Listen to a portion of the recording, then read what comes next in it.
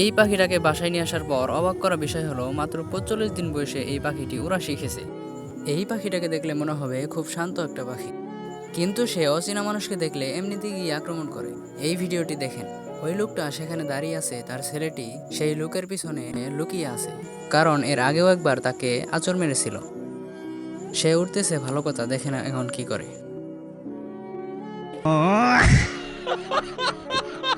দেখেছেন সে কেমন পাখি?